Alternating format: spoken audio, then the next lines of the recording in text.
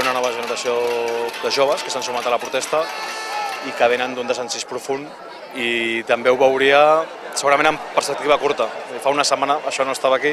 Però jo crec que existia, és que s'ha anat gestant, perquè tot això del que ens queixem és com de vivienda, vull dir que és un problema endèmic, que la gent es va queixant i se va reunint, i gràcies a internet això es multiplica molt fàcilment perquè la comunicació és més fàcil i és més fàcil compartir la problemàtica i organitzar-la. Molts es preguntaven d'on naixia l'apatia, per què la impotència es traduïa en passivitat, i algun mecanisme s'ha activat, i això ha passat altres vegades també, no?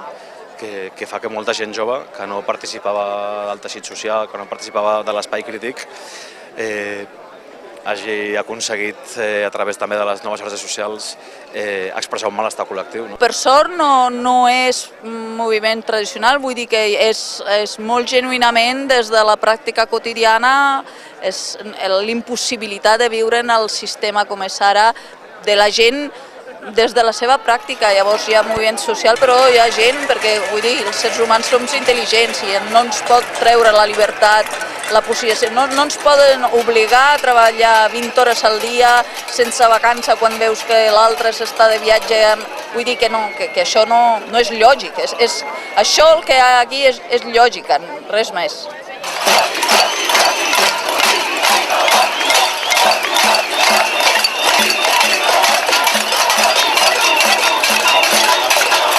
Tots els polítics, tots els alcaldables deien: ai, quina llàstima, aquesta gent no entén la política. No, aquesta és política. El que estem dient és que ells, aquests polítics, no entenen la política, i a aquests polítics hem de demanar responsabilitat. Aquí es demanden coses molt senzilles contra els abusos dels polítics i dels banquers, i no és que això no sigui política, això és política.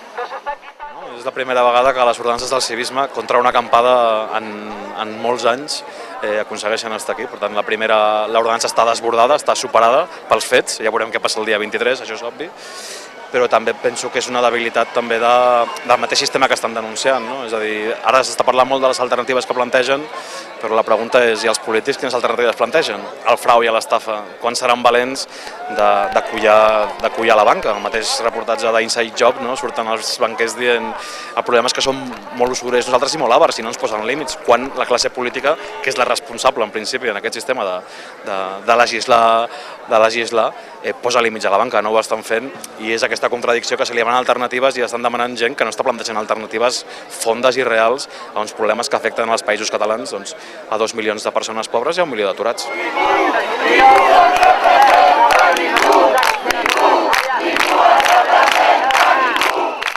Que millor per la reflexió que el poble es reuneixi en una plaça pública com es feia a Atenes i discuteixi sobre el seu futur i sobre com elegir els representants del poble.